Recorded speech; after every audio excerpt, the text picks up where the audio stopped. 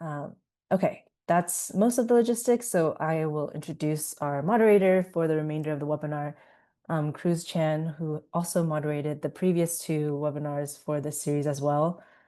Cruz is the clinical manager for Healing for Asians program at Richmond Area Multi-Services Agency, RAMS, and is a trainer for the Lotus Project. And as a clinical manager, Cruz develops and manages the RAMS Healing for Asians program, which provides trauma-informed mental health services to limited English-speaking Asian victims of crime. Cruz is also a licensed marriage and family therapist and a registered drama therapist. So Cruz, take it away with the rest of the webinar. Thank you, Ellen. Thank you for introducing me, and I will introduce the speakers. But before that, let me also welcome all the audience, welcome you coming to this Domestic Violence Among Asian American and Asian Immigrant Communities webinar series.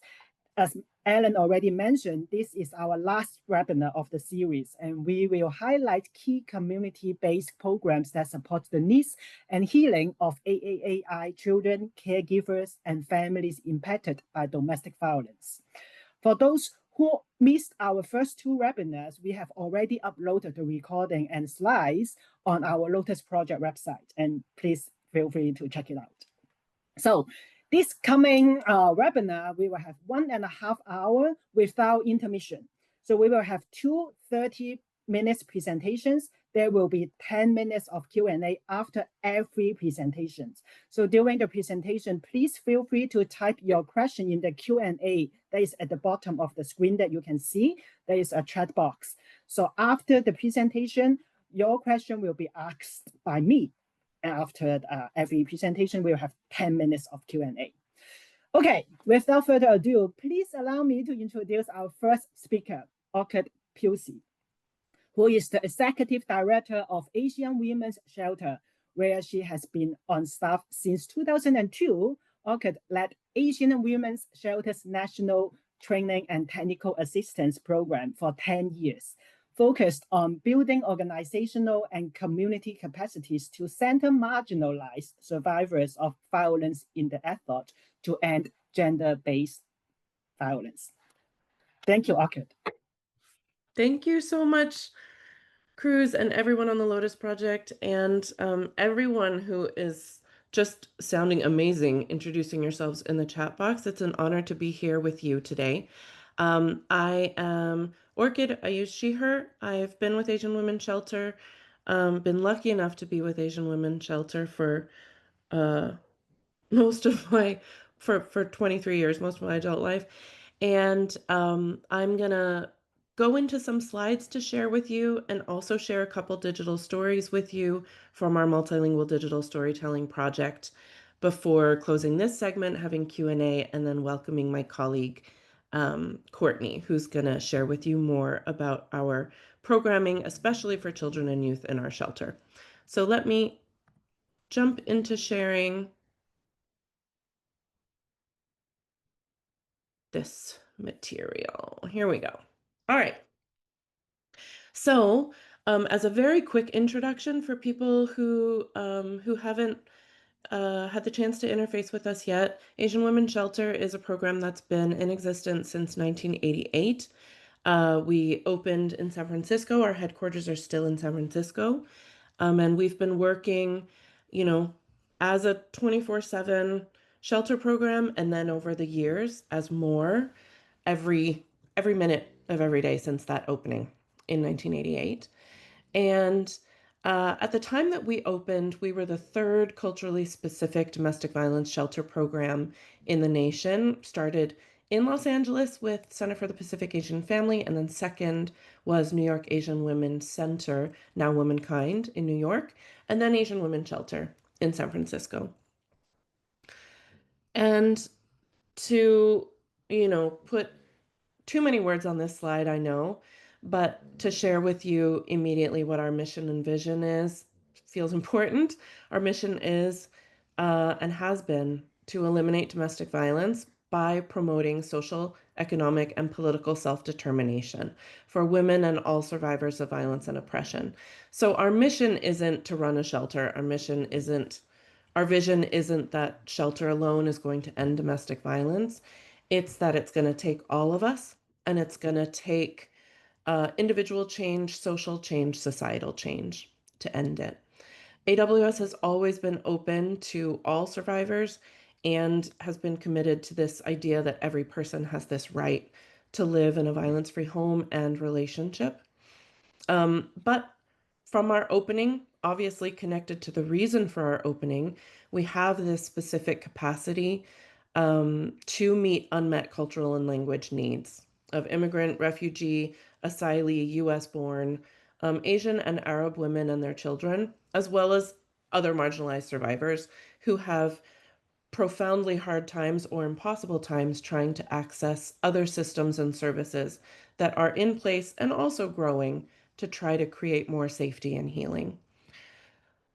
I also want to just give you a sense because domestic violence shelters, they're confidential for good reason.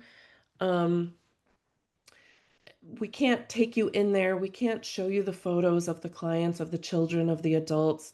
We can't show a lot that I think we're envious of other CBOs being able to show. But I want to just always demystify for people that shelters are all different. There are huge differences between sort of homelessness prevention shelters as general homelessness and domestic violence shelters as residential programs for people escaping imminent violence. So in our shelter, these are just a couple photos just so you can pretend that you're there and see, you know, some spaces. That's staff, not clients, staff that when we had a goodbye lunch for a colleague, holiday meals, that's one of our holiday meals just in the dining room of the shelter. The children's playroom is down in the right corner. A bedroom is in the left corner, and sort of just some homey hangout spaces in the upper left. The main idea is that it's not like people have many different ideas, and usually they're scary ideas. And we know that generally for all of us human beings, when we don't have information, we make up our own. And that could make a shelter look like a barn. It could be like it's a dorm room, or a series of dorm rooms on a hallway. So we run our shelter to be as home-like as possible. And it is in, a building that's like a large home, unbroken into all the units that we see in all of our rental properties these days in our cities. Other quick introduction material for the organization. Language access is one of the hugest components of our history, our commitment, our present, and our future.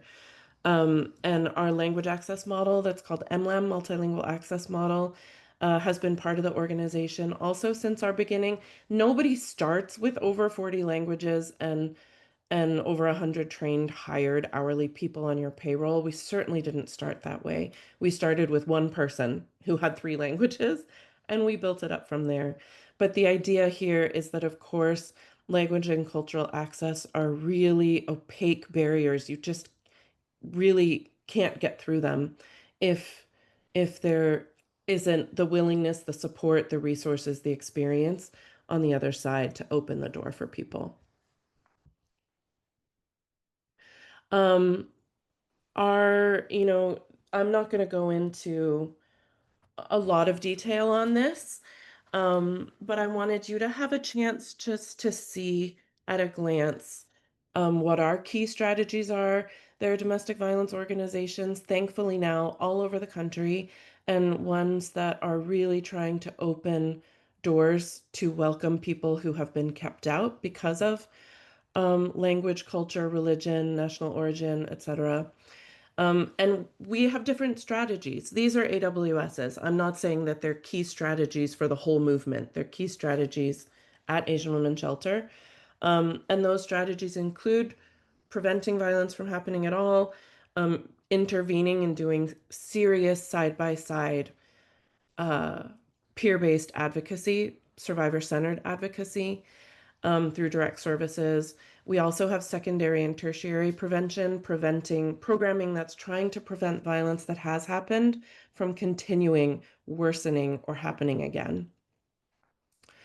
We have a strategy that is around expanding solutions in systems and policy responses to gender-based violence and domestic violence in particular.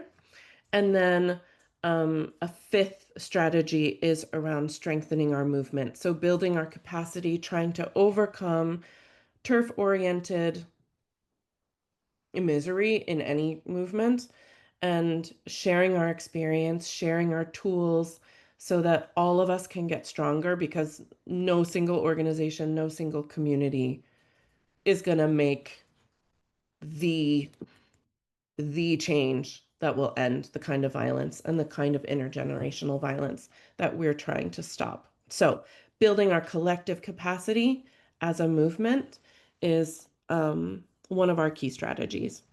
And then, of course, that's at this really high level of key strategies. At the implementation level, it's programs and staffing and everything that we need to be an impactful community-based org, working with our communities and believing in our families. So key strategies translate down into actual programs that I've put here in italicized font.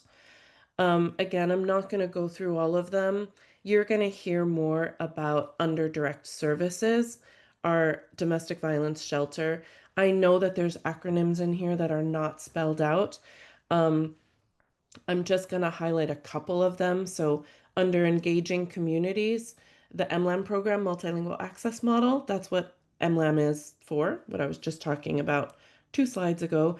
YAS, so you know, is Youth Are Active, Aware, and Supportive, primary prevention program. Digital storytelling, we are going to talk more about explicitly in a short moment. Under direct services, ARWS is our Arab Women Services Program. That's a specific, culturally specific initiative that has an Arabic language helpline and advocates and support groups and outreach and education, etc. QUATS is Queer Asian Women and Transgender Support Program. So you have a sense. I did spell out B's under Empowering Futures, Building Economic Enterprises as Survivors, which is a new area that we're building out. But this gives you an overview, at least, of how we put real, side-by-side direct service work with prevention work under the same roof, with changing our systems to make them better for our families and communities under the same roof, with supporting other orgs under the same roof, and with building the power of survivors under that Empowering Futures column all together. And it's been a big part of what's kept me active and committed for such a long time at AWS, because I am sustained by the fact that we're trying to move the needle in all of these areas every day, so that they inform each other and make each other stronger. Good outreach makes better direct services. Good direct services makes training better. They're connected. I know that you've already had training. You've had 2 webinars. You've had all the training from your life experience and all of your other professional development. And you've had the 2 webinars preceding this one in this series. So I'm not going to go into that. I just have a couple slides to kind of reinforce some of that. So this one is just, we're talking about domestic violence. It still astonishes me how much at a family level, community level, and societal level, we collectively have yet to really face it. That it's not rare, it's not random, it's not an individual problem. It wreaks havoc at the individual level, but it is a social problem, a public problem of public safety and public health. And of course, these are horrible, horrible figures that represent real people, real loss and fear and damage that we want to stop from continuing in perpetuity. And these numbers are connecting domestic violence at the individual and family level to a national experience of mass shootings and death by firearms that are majority about domestic violence. And when I talk about working with our families and our communities, we know this, I'm sure many of you have given your own trainings and workshops on this, where people get worried that we're talking about every relationship. Like, oh, you're saying all of our families are broken, or that culturally we're behind, or culturally somehow we're more patriarchal, or we're more prone to unloving. I don't know. People have lots of responses, generally fear-based responses, defensive responses. And so I will sometimes split this into, this isn't like we have a healthy, perfect relationship or healthy, perfect families, or we have dismal, broken, crushed families suffering domestic violence. That all relationships are on this spectrum, where, of course, what we want is shared power. And there's a whole bunch in the middle that is power struggle that can look a variety of different ways. And when we're making a domestic violence shelter for Asian communities, for Arab communities, for Pacific Islander communities, we're talking about when relationships and families are at the level of power over, when one person sets the weather in that house and everybody else is hyper vigilant about it and follows it as it changes, can feel in the air, feel in their skin when it changes, when it's time to start being afraid and to dread what's coming next. Power over is this domestic violence sphere of our programs and services. And the other main thing that we talk about is how context is everything. It's not like Chinese families do this, Samoan families do that, and there's this behavior that's abusive and that behavior that's not. It's everything is about context. And so we will help people in our communities as well as in our systems, as well as like here with like-minded, similar fielded people to really highlight how the behavior, the context decides what the impact of the behavior is, what the predecessor to the action was.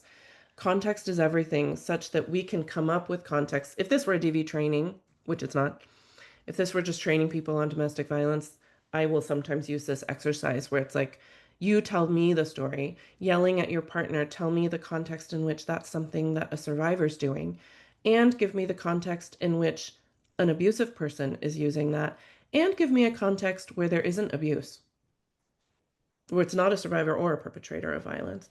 And that you can do that same context understanding for a behavior like locking your partner out of the house. That could be a survivor, that could be a person using violence or using control, all the way up to lethal level violence. That there's absolutely targeted retribution violence that happens every single day, particularly of a male partner killing a female current or former partner, whether it's a cisgender or a transgender woman. And there's self-defense that has happened, self-defense that has violence in it as part of survival. So this context is everything in domestic violence, and domestic violence is in the context of culture, is the story that we at Asian Women's Shelter and so many of us in culturally specific programs are telling every day to try to build a more complex understanding in people. And we want to change these stories that are like, oh, this is someone just told me this like 2 weeks ago, like, oh, DV work is so hard. And I was like, it's hard and it's uplifting. And she was like, they always go back. And I was like, oh my God.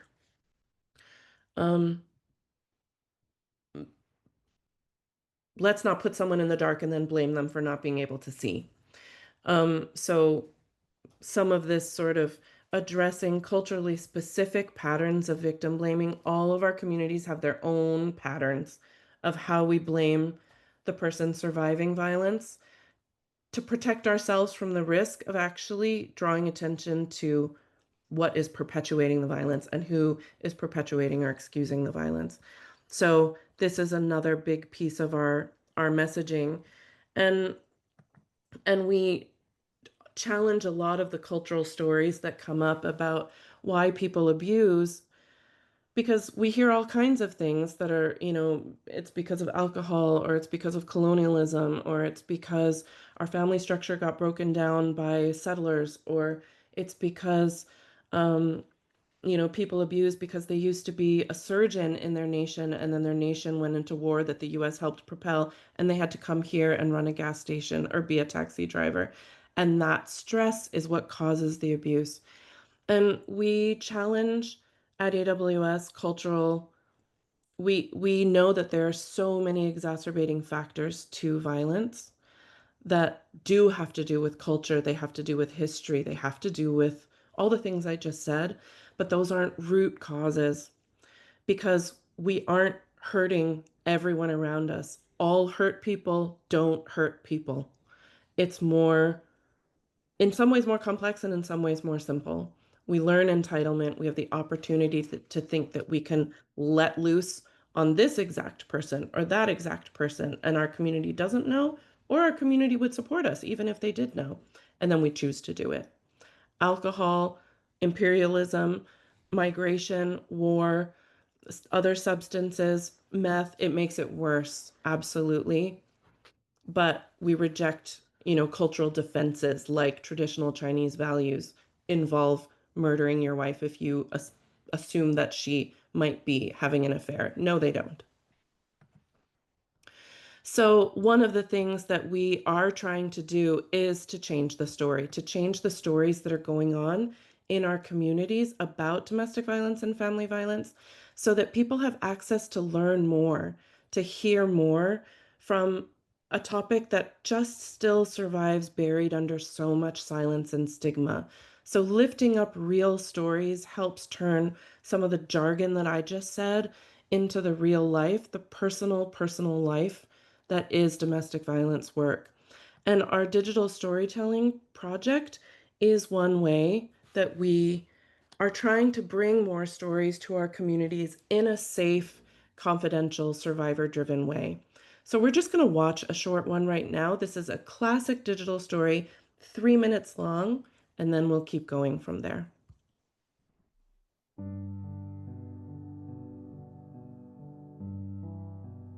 Ever since I was born, my tita has taken care of me. She was my aunt, my mother, even my grandmother because mine had passed away. She fed me, clothed me, and took me to school. She showed me what it means to be Filipino. My tita gave me the safe place that I needed, unlike my parents, who I was usually afraid of. When I cried, I got hit. When I said something wrong, my phone got locked in a bank vault. When my grades slipped, a water bottle got thrown at me. When I had a panic attack, the police were called. I had already been working in domestic violence for 2 years when it happened. It was Christmas night.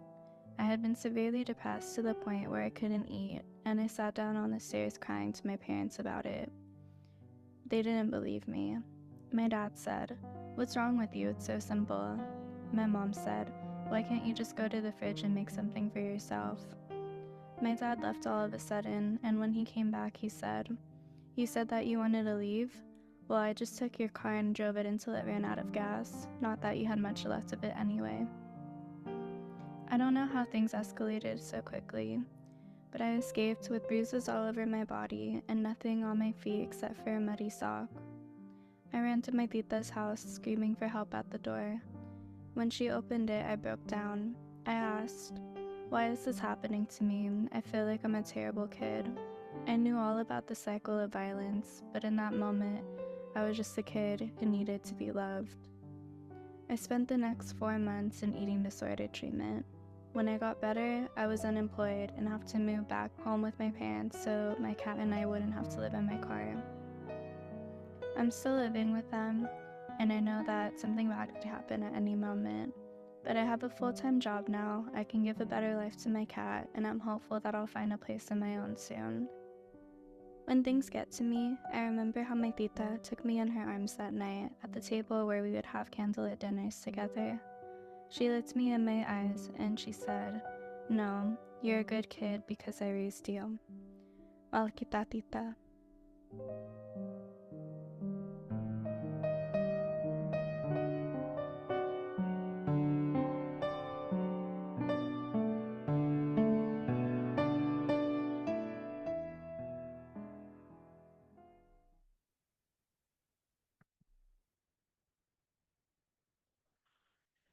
Yeah, so you can see, I'm sure we can all feel it right now in our body, the power that a story has compared to some random person like me talking on a Zoom. Stories make the biggest difference, and they show ways, real ways, that family can help dramatically change an outcome, dramatically change someone's experience that they remember for their whole life. And that storyteller did get her own housing, just so you get to know the further outcome of it. And I'm going to jump and share the second story with you so that I'm going to skip this part because I'm going to answer it when you ask questions about the process.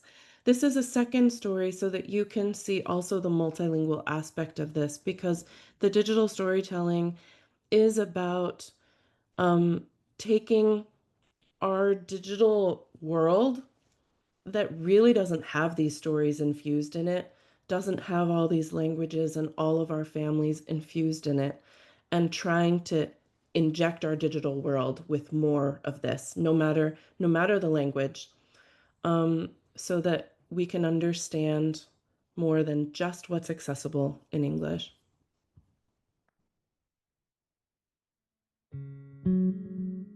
ဖျားပေါ်မှာဆောင်းပါးလေးခြုံပြီးလဲနေရင်အကူကနေရံမော်ကပေါက်လေးကိုချောင်းကြည့်နေတဲ့ကျမရဲ့ခြေဖမိုးကိုသူ့လက်နဲ့လာထိတယ်။ဒီလိုမြဲဖြစ်နေကြပဲအိတ်တော်လို့ပြောတယ်။သူလည်းမအိတ်နိုင်ပါဘူး။အိတ်ချောင်ဆောင်းနေတာပါ။ဖေဖေကမမေကိုသူတို့အခန်းထဲမှာရိုက်နေပြန်တယ်လေ။ကျမ6နှစ်အရွယ်ကစပြီးဖေဖေနဲ့မမေအကြီးကျယ်ရန်ဖြစ်ပြီးတိုင်းကျမရဲ့အိတ်သေးလေးထဲမှာပစ္စည်းတွေထည့်ပြီးမမေနဲ့အဖိုးဖွားတွေအိမ်ကိုသွားရတယ်။ကျမတို့မိသားစုနေတဲ့မြို့လေးကမြို့သေးလေးပါ။ပုံမှန်အားဖြင့်ဆိုရင်တော့ကျမတို့အိမ်မှာဧည့်သည်တွေအမြဲလိုဝင်ထွက်သွားလာနေတာပါ။ရန်ဖြစ်နေချိန်တယောက်ကလာပြီးတားမလားလို့ကျမအမြဲတောင်းတခဲ့ဘူးတယ်။ဒါပေမဲ့ဘယ်သူမှမတားခဲ့ပါဘူး။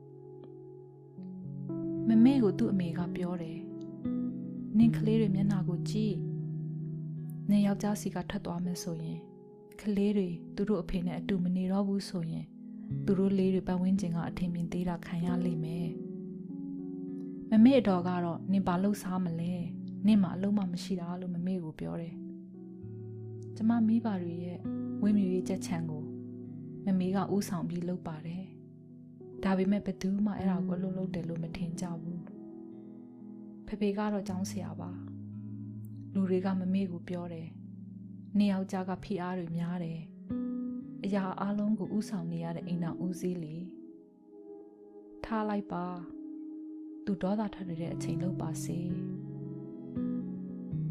ကျမဆယ်နှစ်သမီးမအခြားမျိုးတစ်မျိုးကိုကျမတို့မိသားစုပြောင်းနေဒီမျိုးမှာတယောက်ကမမေကိုကူမြန်းကူညီမလားလို့ကျမမျှော်လင့်ခဲ့တယ်။ကူညီမဲ့သူမရှိခဲ့ပါဘူး။ကျမအသက်12နှစ်အရွယ်မှာတော့မြန်မာနိုင်ငံရဲ့နိုင်ငံရေးအခြေအနေတွေကြောင့်ဖေဖေအိမ်ကနေလုံခြုံရာနေရာကိုတိမ်းရှောင်ထွက်သွားရပါတယ်။9နှစ်အတွင်းအိမ်ထဲမှာအကြမ်းဖက်မှုတွေရပ်တန့်ခဲ့တယ်။ဒါပေမဲ့ကျမတို့အားလုံးပြန်ဆုံကြတဲ့အခါမှာပြန်ဖြစ်တာပါပဲ။ကျမနဲ့အကိုကကြီးလာပြီးကျမတို့ပြန်ပြောတယ်ပြန်ခုခံတယ်တခါတလေအကိုပြင်းပြင်းထန်ထန်ရိုက်ခံရတယ်ထိုင်းနိုင်ငံမှာနိုင်ငံရေးဒုက္ခသည်အဖြစ်နဲ့နေတဲ့အချိန်မှာတော့ကျမမိဘတွေအတူနေကြပေမဲ့လင်မယားလို့မနေတော့ပါဘူးမကြခင်မှာပဲကျမတို့အမေရိကကိုပြောင်းလာတယ်အမေရိကကိုရောက်ပြီးမကြခင်မှာပဲဖေဖေကတရားအလုပ်စလုပ်တယ်2014ခုနှစ်ရဲ့တရက်မှာတော့45ရက်တရားစခန်းကပြန်လာကစားဖေဖေကကျမကိုအိမ်ကိုလာပြီးသူ့ကိုတွေးဖို့ခေါ်တယ်။အဲကန်ထဲမှာထိုင်ပြီးတင်းဆူနေတဲ့အတန်နဲ့ဖေဖေကစကားဆပြောတယ်။ဖေဖေစဉ်းစားဖို့အချိန်တွေအများကြီးရခဲ့တယ်။ဖေဖေဘာလုပ်ခဲ့တယ်ဆိုတာလည်းသိတယ်။ဖေဖေလုပ်ရက်တွေကြောင့်မင်းတို့ဘဝတစ်လျှောက်ထိခိုက်မှုတွေအများကြီးရှိခဲ့တယ်။ကျမနှလုံးသားထဲမှာဖေဖေကိုခွင့်လွှတ်ပါတယ်။ဒါပေမဲ့ကျမရေချိုးတဲ့အခါမှာရေချိုးခန်းတကားကိုဖွင့်ပြီးတော့အခုထိချိုးနေမိသေးတယ်။ဘ အတော်တဆများရန်ဖြစ်ခဲ့ရင်တားဖို့အစင်းသင်းဖြစ်ဖို့ဆိုတဲ့အတွေးနဲ့ပေါ့လူတွေကိုယုံဖို့အများကြီးအားထုတ်ရတယ်ဒီအကြောင်းတွေပြောတိုင်းကျမငိုမိတယ်ကျမသားလေးမျက်နှာကြည့်မိတိုင်းကျမတွေးနေမိတယ်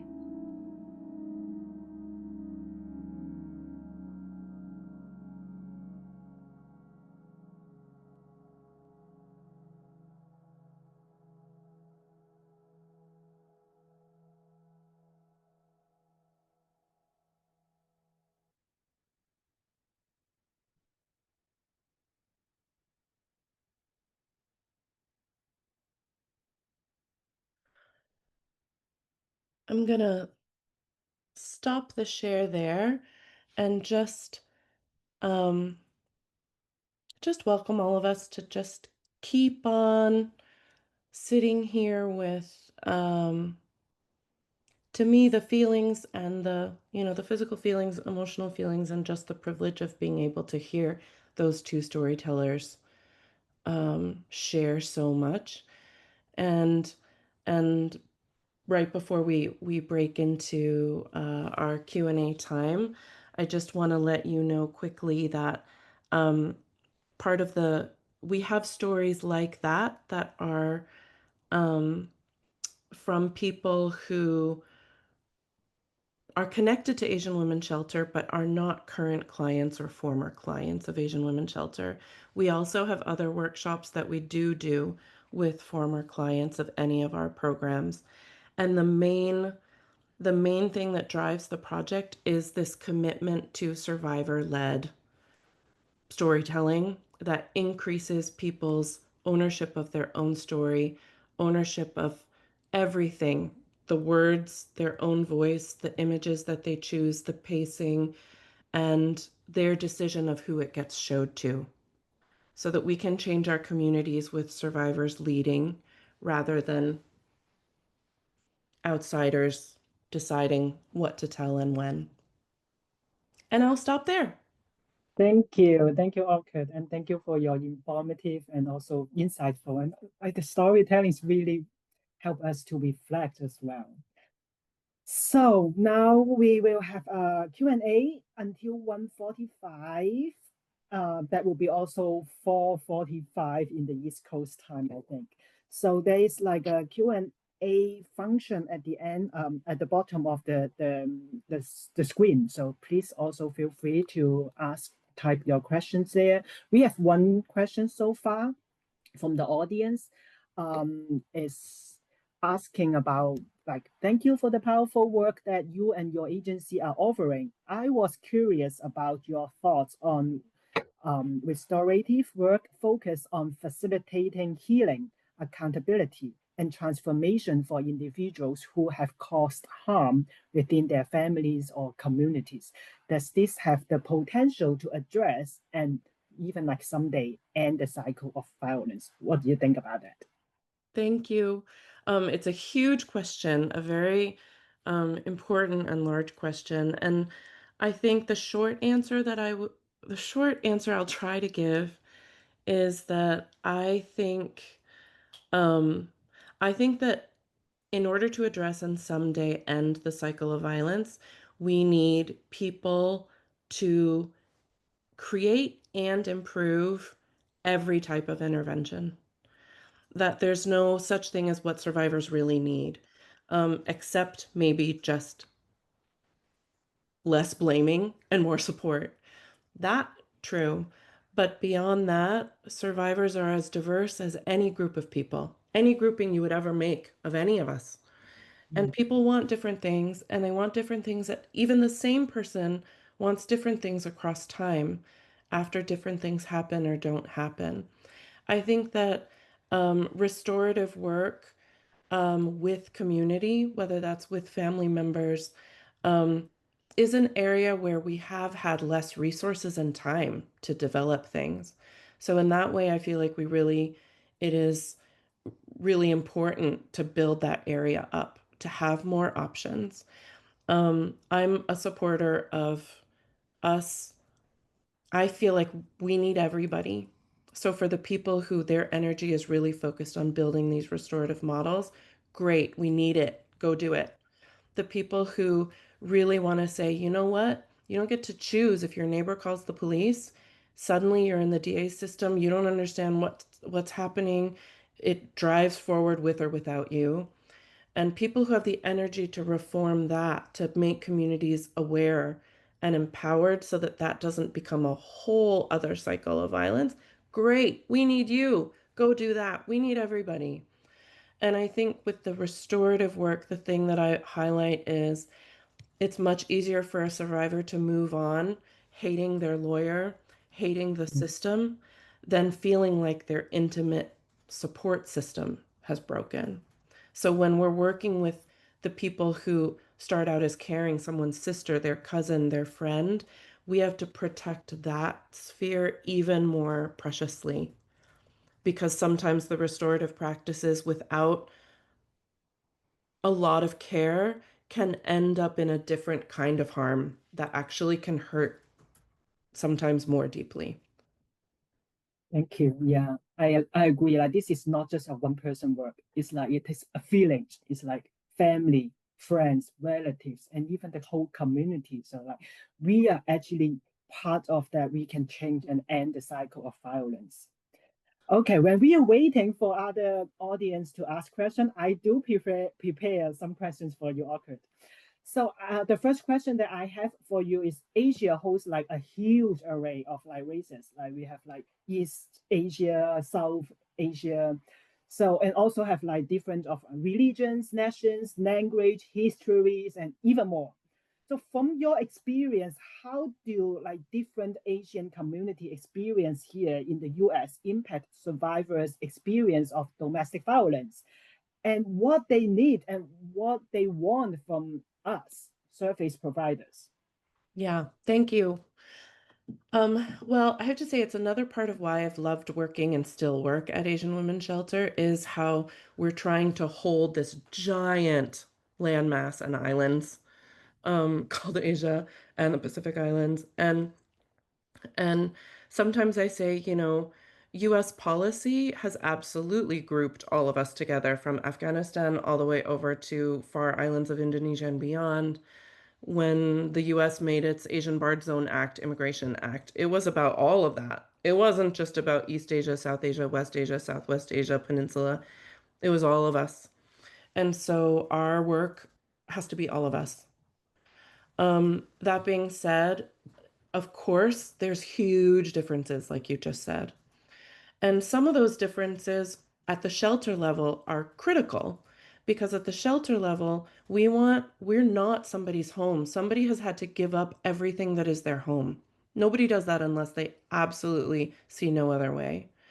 So we have to make this place feel like everybody belongs there. So some of these cultural differences are so important. People need the places they need. They need the food that they need. They need the clothes and the personal supplies that they need. So a lot of different norms and traditions have to be in our residential programming in order to really be there for everybody.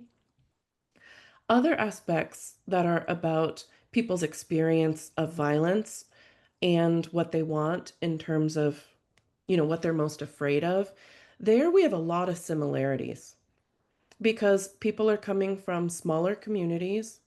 The threat that you're going to be seen as some, you know, Americanized, that you're going to be rejected by your community of origin, that threat is so strong for everybody.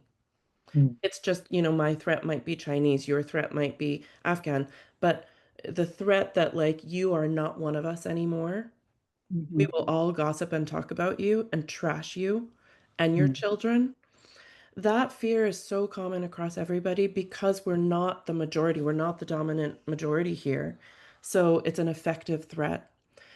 And I think there's a lot of similarities that are around mixed status families that aren't about ethnicity. It's about being a mixed status family and the threats that DV creates for those relationships and their ability to stay together in the same country. And I think, you know, when you saw in that video, we think about family reunification as always a good thing. Like in the realm of immigration, it's like always a good thing. But just like with COVID, staying home doesn't mean staying safe for this extremely common social public health problem. reunification is not always the safe and happy thing that it can be portrayed as by adjacent movements. So I think when there are differences that have to do with, citizenship and having citizen status and not, those are the things that create more differences, more so than necessarily ethnicity or national origin. Yeah, thank you, Orchid. And we have 3 more questions from the audience actually, but also because of the time that we may not be able to answer it live, but maybe later when the second speaker they are presenting, maybe Orchid, you can also go through the questions, maybe type it. Yeah, I can do that as we go into the next one. And if we have time, maybe after the second presentation, I will invite you come back and answer it live as well, so that we can just save some time. Okay. Okay, thank you, Orchid. And let me introduce our second presenter. Thank you. So our second speaker is Courtney Cheng, who has been the children's advocate at Asian Women's Shelter for 3 years. Through strength-based, client-led family engagement, Courtney supports lots of families at the emergency shelter who recently escaped family violence and provides a non-judgmental space that empowers families to build strong, healthy parent-child relationship. And I believe Courtney will introduce your work more in your presentation. So I will just have you to take the time from now. Thank you. Thank you so much, Cruz. I'm going to start sharing my presentation first, and then I'll introduce a little bit more about myself, but give me one moment. Okay. Hi, everyone. My name is Courtney Cheng. Thank you all for being here, and I feel so honored and grateful to be in this space and very lucky to have people who are also very interested in this topic and passionate about making a change in this particular area in the field. My name is Courtney Cheng. I introduced myself, but I have been the children's advocate here for 3 years. I feel very, very lucky to have been brought into Asian Women's Shelter and been brought in as the children's advocate. And every day I feel very honored as well to be able to work so closely with the clients and be able to be a trusted person that our clients can rely on. So I'll be speaking on community-based interventions and healing, specifically in our children's program at the emergency shelter. And a lot of this presentation will be talking more about the specifics around our children's program at SFAWS. But, some of it can be used if it brings you any ideas to bring into your own programs, or if you see something here that maybe we can also add to our programs. We're always changing and improving our programs, and a lot of children's program, it's so flexible, and that's the beautiful part about children's program. Is just so individualized that we're able to keep growing. And then I'll go into our specific program highlights. We'll talk about peer support and what that looks like, and more about healing and beyond, specific to children and families. To dive more deeply into children's programs, so thank you, Orchid, for such a beautiful explanation about Asian Women's Shelter as a whole. Specifically for children's program, we're a program within the emergency shelter, and we provide case management, like crisis counseling, emotional support, parenting education, and one-on-one time with each child and youth staying at the shelter. And this is coming under the belief that, leaving a household that was very violent is a huge change, and it causes a lot of change in family dynamics, both positive and negative, and is a huge transition for any family. So we've designed this program, and we've designed these programs over many, many years by many children advocates. And so now our current program is a holistic approach that empowers both children and parents to live lives where they feel like they can have joy, they can mutually respect each other, and then they're able to build a family that is resilient and empowered, and is just able to continue a new journey onto a life after violence. And I won't go too deeply into the whole program structure, but just to give you a look at what children's program entails, it's like our direct service.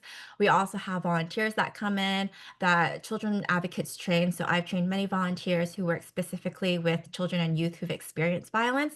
And also, I feel very lucky that AWS has such a great support system for me personally as an advocate who's working day in and day out on crisis work. I work at the shelter, so we're always experiencing, it can be very high emotions. There can be a lot of joy, just a whole range of emotions. So we're able to have that support from different consultants. And they really do emphasize continuing like our education through trainings and other support systems. And to dive into our program highlights, before we get started, I kind of wanted to pose this question to the audience of what you think are things that contribute to a healthy child. So this can be like social systems in place, this can be systematic, this can be individually. But I wanted to get a sense of what you think would contribute to a healthy child, or what you believe a healthy child looks like, and how services can be used to promote that. And I don't have for some reason, I'm not able to see the comments, so I don't know if Cruz is able to read them out loud for me. Yes, I can. I'm so sorry. Let me It like see. went away. I'm here. Active listening and realistic expectations from parents. Mhm. And we have having a safe and secure home environment. We have caring relationships, consistency in home environment, services to promote emotional development. Wow, we have a lot of engagement. I like that. And I listen to really look through every comment. Okay. Promote developing bonding parent, safety, unconditional love, secure attachment, basic needs, safety like food, shelter, guardianship. The comments coming up. I follow all this. You don't have to read it all, but I hear lots of great things. Thank you so much, Cruz, for helping. My bar went away and I only see the you are sharing screen. So this was very helpful. Good. But yeah, exactly all of that. So I hear a lot of things on like the macro level, or like the more societal things that can be implemented. So like basic needs. I also hear interpersonal things that can help to develop a healthy child and create healthy bonds within a family and just help a family feel safe. So thank you for all the comments, and I encourage you and I welcome you to keep sharing. So diving more deeply, with that in mind, we created services that really cater to supporting the whole family and also the household as a whole. Because we are a shelter program, we have a lot of families that come in with a lot of different viewpoints. They come from very different backgrounds. They practice very different religions. So being able to not only nurture that individual family, but also the household dynamic as a whole is really important to us, and one of the big parts that we think about when creating services. So for the parents, this looks like weekly parent meetings. We also provide case management and referrals. This can be school enrollment, after school programs, individual counseling. We also offer referrals to parent-child psychotherapy, and we also support parents in navigating learning disabilities or other disabilities that their child might be facing. And this is especially important in AAAI communities where there's sometimes a belief that mental health, they don't want to explore that, or my child doesn't have a learning disability. Like if they have a learning disability, that means there's something wrong with them and it's very shameful. So really breaking down those stigmas and working with the families to see what would be supportive to them, and kind of giving more facts about how this can be a great support for them, and also what will happen once they get those supports. We also do parenting education and exploration. We do emotional support with the parent on a day-to-day. Again, because we work so closely with the family and we're always working in their living spaces, we do get to see the parents when they come home, when they're cooking with their family. So it's a great experience and very in a way, it's easy for us to build rapport with them because we're able to see them so often. And at the same time, there's a lot of dynamics within a household that occurs that we also provide emotional support on. And also visitation accompaniment. So a common thing that occurs is that we provide support with like legal, and this is through referral base. So we don't have internal like legal representation, but we do provide that referral. And then after all of that, once it gets to the custody and they have that custody established, then there's a lot of emotions that come up, especially if that visitation is unsupervised. And usually the children's advocate or the adult advocate that's working with that client would go with that parent and support those visitation passing ons. And for the children, we also we do like welcome toys and coloring books. So when they first come to the shelter, we provide like a series of 3 to 4 toys based on that child's development and what we think it is. We haven't met that child yet, so it's more of like guessing game. And if they don't like it, we'll usually just exchange it, which is totally fine. We also provide a coloring book and journal. So a journal for the older kids and then coloring books for the younger ones. The other fun thing that we do in children's program is providing one-on-one weekly special time with each children's advocate and each individual child. And this is a time where each child gets undivided attention by their advocate to do things like art, just talk about feelings. They can go on local outings. And I have a lot of kids now who are really into Roblox. So they have asked me many, many times to play Roblox. It's a huge fan favorite. So there's a variety of games on there, and we usually pick non-violent games. And if they gravitate towards violent games, we'll kind of talk about the meaning of violence, what safety means, what violence looks like in a game, and how it translates to like the outside world.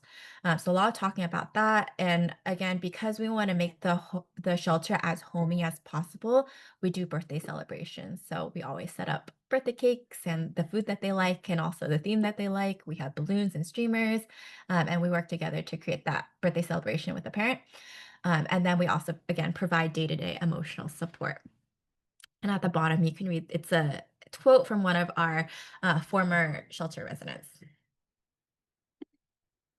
Then specifically to nourish and really nurture that parent-child dyad after a really hard time, it's creating mommy and me. So this is where we have individual time with the children's advocate, and we can go with that parent-child dyad either to a playground or an outing or just doing playtime within the shelter, or it can be a group. So we'll have a bunch of the parents within the household that we'll pick an outing, and then we'll be a person there to support those parent-child relationships. And if they need support or they're having a difficult time with like big behaviors with their children, then we'll come in and then see how we can support. And this is always back and forth between the parent and then the children's advocate. So we never want to cross any parent's boundaries. We always want to make sure we're aligning with how they view it. And then if there's anything that we see that can be beneficial, we have that back and forth conversation. We also do the cultural celebrations, follow-up services, and then we also provide an annual Lunar New Year that is for all current and past clients. So this is usually very exciting for our parents and children after they move out of the shelter. And for group activities, children's program creates something called, children's program is children's program that occurs concurrently as children's or as adult groups go on. So this is child-led activities that include free play, sensory, art, outdoor time, and reading. And we say child-led because we really want and focus on this program to be to give children as much agency as possible, especially during a time where there's so much chaos or they feel like they don't really know where they are. There's just been so much transition. So it gives them some control over some things they can do while also supporting like peer-to-peer interactions, supporting big behaviors that might happen. We support like any anger outbursts that might happen. And we really individualize children's program based on the household. So while we have that schedule of free play, sensory, art, outdoor time, if that is not what is most supportive to the household, a new household that we get, then we'll change up children's programs so it works best for them. So it might look like doing an hour-long activity rather than having a schedule-based program. And we also have teen programs. So while children's program is occurring, if we have older kids, then we'll also do teen program. And we also consider kids who are like 10 to 13. If it's age appropriate and developmentally appropriate, we can include them into teen program just because their verbal skills and their motor skills are a little bit more refined than what we do in children's program, which is usually playing blocks. And we do trauma-informed healing art activities, which a lot of our older kids really enjoy. And the other thing is that we do field trips. And just to give you all a sense of kind of the values that we're working from when we create children program activities and also working with our clients, these are a lot of the things. And just to highlight, the biggest thing for us is being very non-judgmental and respectful, especially with cultures that are very different from our own. We don't want to, again, cross any boundaries, and we also respect the parent and what they know and what they come with. So just having, again, that back and forth conversation about what we're doing that they like and how we can further support them. And because we are a shelter program, we also try to set clear expectations around our nonviolence policy. This is meant to be a space where a lot of our survivors and the children that come in can be in a space that is free from violence. And we also come from a place of understanding where it's if you're in that space for so long or been in a relationship for so long, and that is the one thing that you can go to, like, it's very much a survival response to yell or slam doors. We work very closely with that family on the best support system, reminders, and also just supporting them and acknowledging like the how tough it is to completely change your nervous system, and how we can continue doing this to create an environment that is supportive for everyone. And then moving on to peer support. So because I don't hold a master's in like social work or anything, I'm not licensed. This is more considered peer support. So when we do peer support, especially for parents, these are kind of the things that we think of. And if you are thinking of doing peer support in any way, this is also some things that I found that have been very helpful for doing that. So for parents, it's really centering the parents as the expert, like asking them, what services are you hoping to connect to? What have you noticed about your children? What do you experience? How do you experience your children? And seeing where they're coming from before coming in with my own ideas. And even if it is coming in with my own ideas, again, having that respectful conversation of like saying, this is what I noticed rather than this is what you should do. The next thing I do, especially when building rapport at the very beginning, is getting to know that parent. Um, I have, I'm very fortunate again to be able to be in their living space and um, be in a space where I see them a lot. So I get to check in with them, like ask them how their day's doing. I really try to get to understand that parent as a human being, like from human to human. So asking like what their favorite things are, what their hobbies are, what their past experiences have been. And that also gives me an idea of how that kind of shaped how their current parenting style is, or just how they interact within the household. And again, continuing education and skills. What do the parents feel like that they are doing well, and what do they want to learn more about? What do they need to build a strong relationship with their children? I've had parents where, there can be like hitting, or I have parents believe that if I yell at a child, that is the best approach to children, because that's how I always grew up with it. So I usually ask that parent, like, I totally understand where you're coming from. What are the outcomes that you want for your children? Like, where do you want to see your children in the future? What are you hoping that your children will be and be as a person? And what are the best steps to get there? Like, do you think this is a good step? Do you think this would be more helpful? If I have some expertise, like I have child development in my background, and I have like parenting techniques in my background, I can offer it and see if it feels right for them.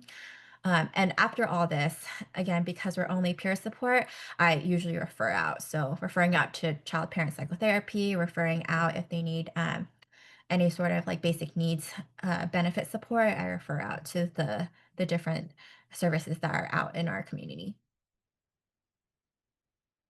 And then for the children, it's providing structure, being a safe person, creating that autonomy once again, and calmly exploring their experiences.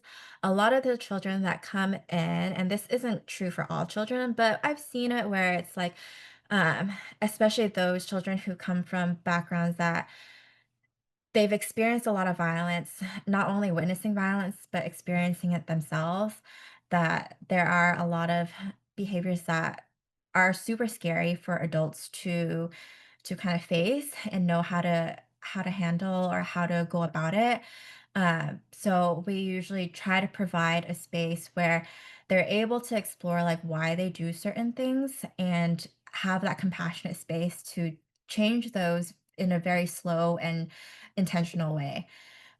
So for example, I've had a client where when he came in, they were hitting their sibling a lot, and it was just something that they were so used to. And we've talked many, many times about why this is the reaction that he has, and it was more of like I came to understand it was more of like an uncontrollable, very reactionary reaction. It was like a visceral, like body physical reaction, and it wasn't what he truly wanted to do, but in that moment he didn't know how else to navigate it. So we talked very closely with that child or that person to go up, like offer solutions of what feels right or offer tips on ways to communicate with the person that they feel like that they can do.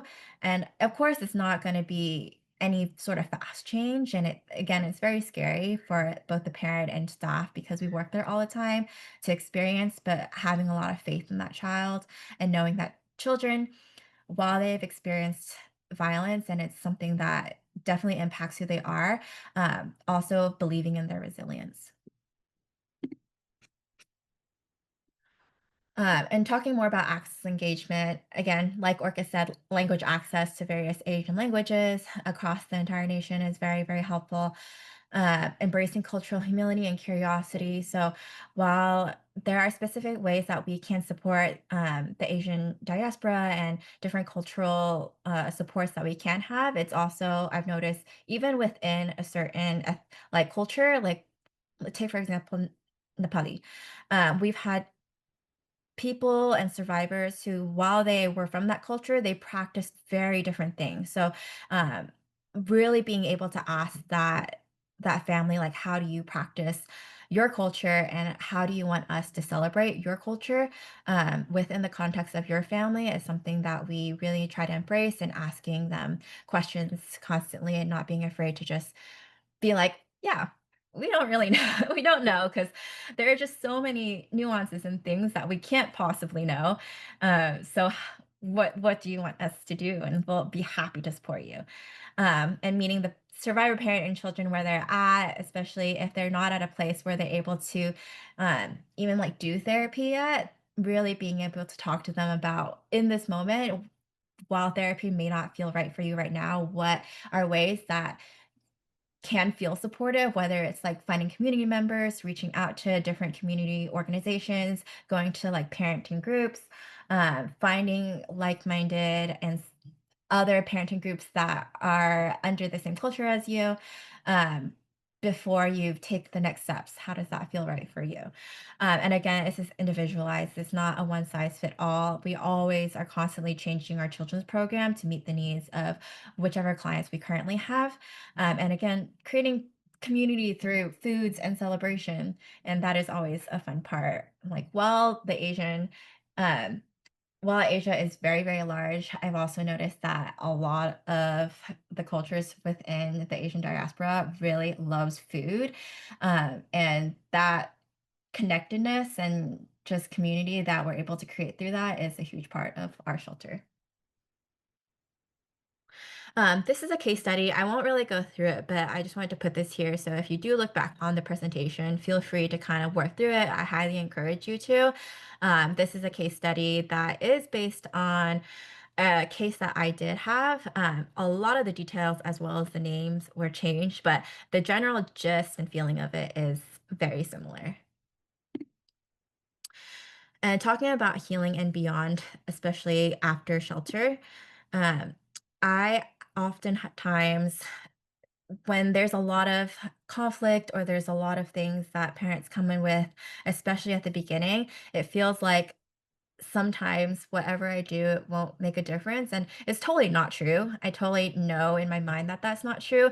But while you want to be a support person and I, you want to support a family as much as possible, sometimes it just feels like you're not making the difference that you want to. And when I asked another colleague within the same field, like, I'm feeling this way, like, what do I do?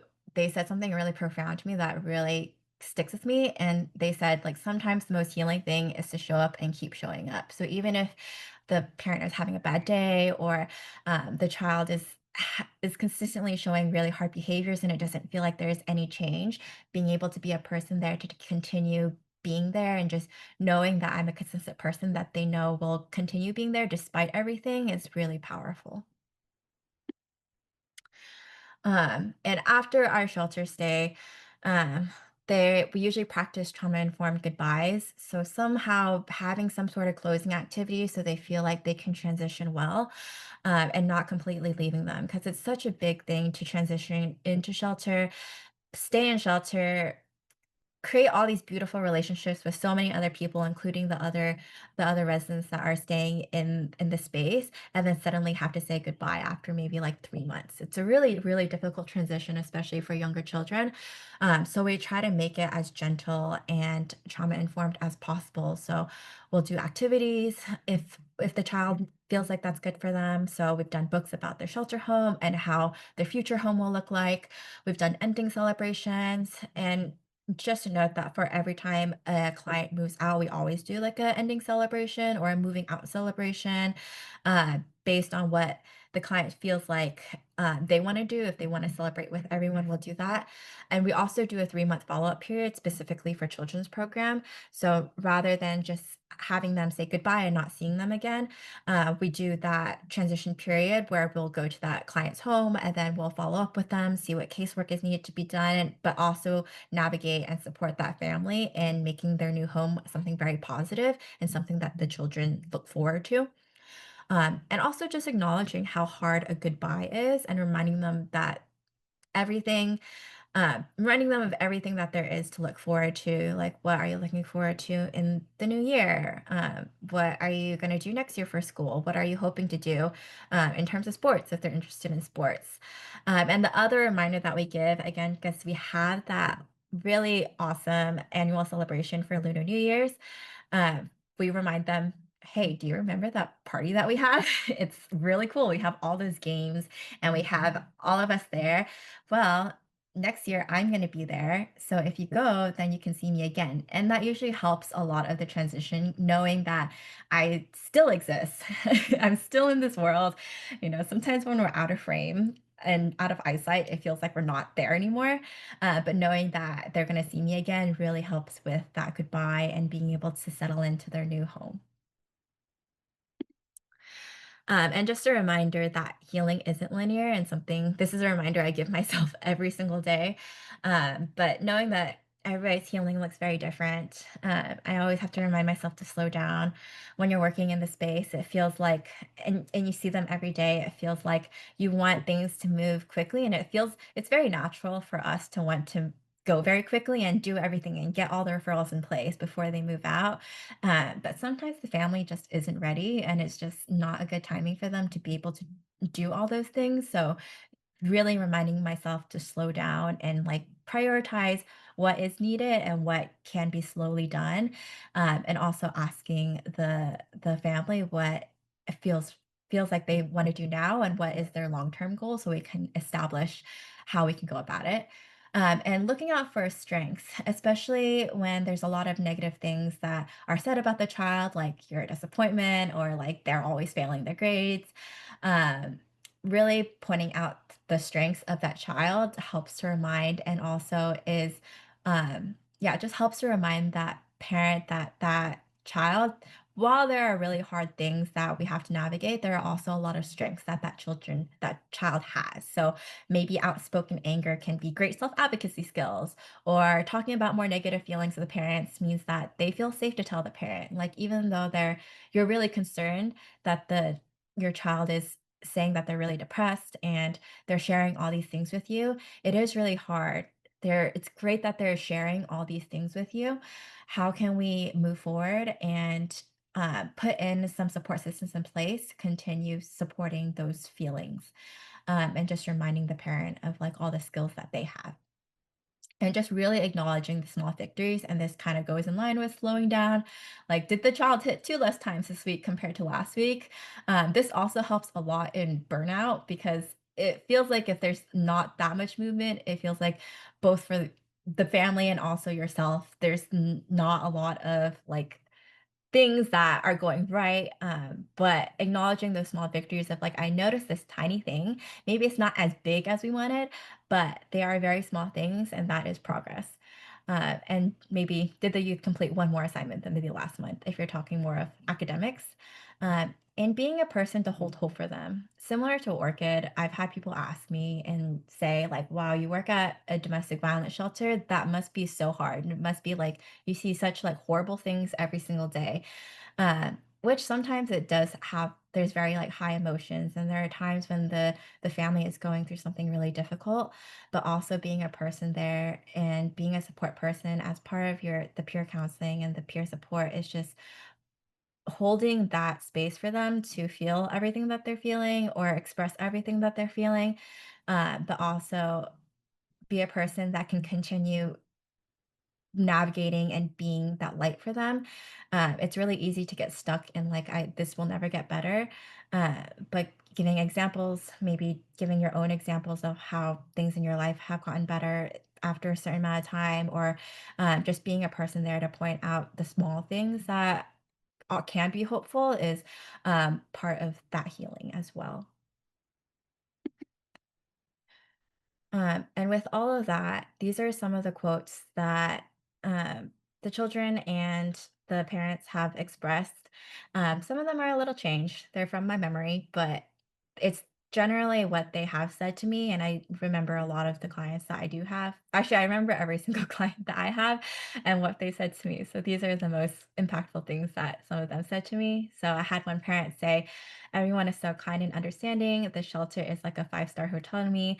The staff here is so nice. It made this place feel like a home. My children always say to me, Mommy, I love it here. It doesn't feel like just a shelter, but a home. We will really miss this place when we move out, but we are excited for our new place. Some of the teens have said to me, children's program helped me see a different perspective on others, knowing that others are going through the same thing as you. Another teen said, when I first came here, I couldn't wait to move out and go off to college. Seriously. But now I can't imagine my life without my mother or sister. I love them so much now. Children's program helped me so much because my children's advocate was always there to talk to me. And I also included this quote from a very cute 3-year-old who didn't know how to express too many things because he's 3 years old, but it was still really cute nonetheless. He said, I like my home because it has lots of toys and people to play with. And this is also the same kiddo that requested that we get a giant trampoline in our house, which I told him that is a great suggestion. We will take that into consideration. But one of the most common things that a lot of children and youth have expressed that they've enjoyed are the art activities and just having a staff person dedicated to supporting them. So this is a look into what our program looks like, and a lot of the support systems that we put in place that have really made a huge impact on how the shelter stay is for our clients, and also how the transition is both into and out of shelter that has been most supportive.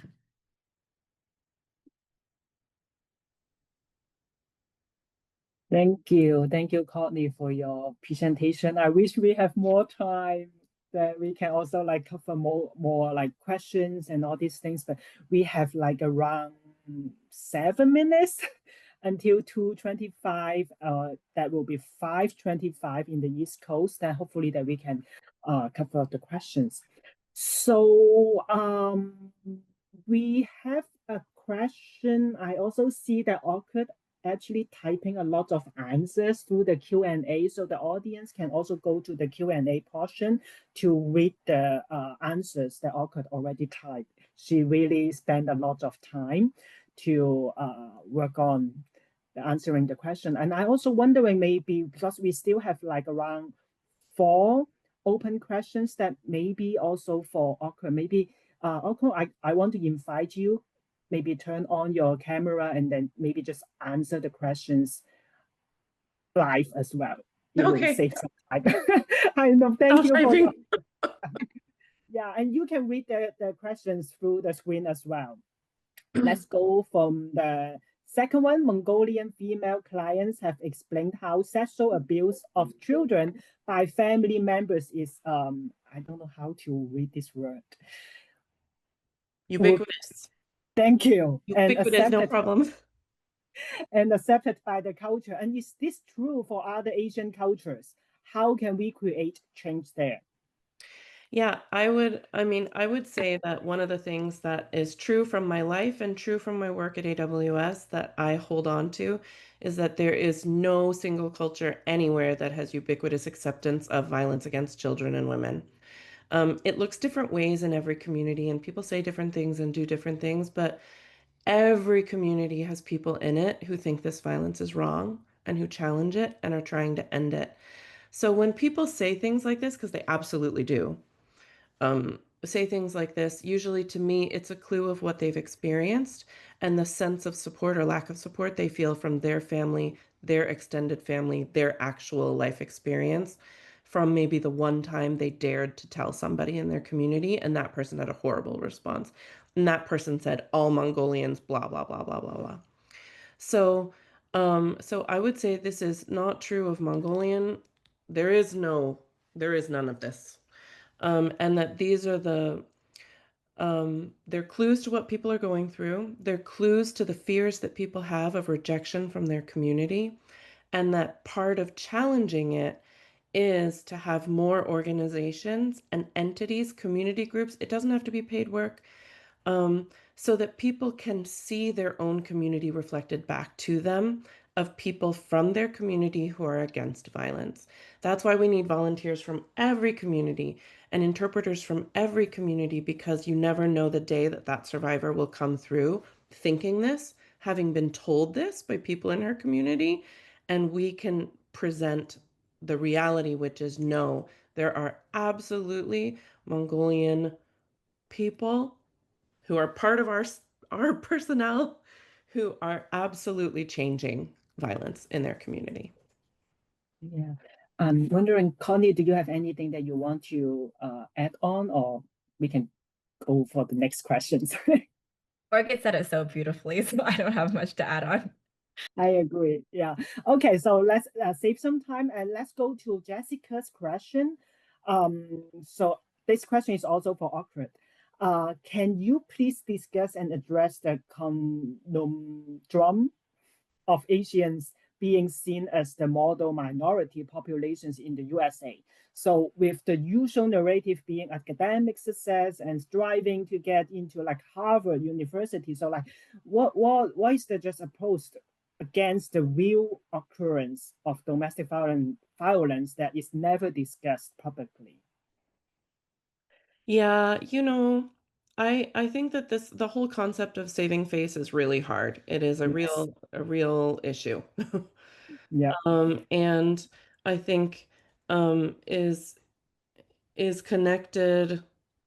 I mean, there's like ancient, probably prehistoric. There's probably some freaking cave carving somewhere where someone carved some old thing that said, don't lose face. So there's history, but there's also just present day immigration and what it just means to be a small group and to be desperate for acceptance and safety, and to think mistakenly that that safety and acceptance is going to come through income and academia and the income that that supposedly will create. Hilariously, your kid will make much more money if they sit in a basement and program video games than if they go to Harvard. But of course, that's a totally different conversation. Um, so this is, I don't have an answer of exactly how we change this, except that we go community education by community education, and we show people that what is true and what our research friends are bringing up more and more, that actually, because yes, people want to save face, they also want a long, healthy life. That's something we all want. Every community. You want your kids to have a long, healthy life. You want your parents to have a long, healthy golden years of seniorhood. That is universal. And our research friends show us what leads to a long, healthy life is positive relationships more than anything else. It can overcome everything else.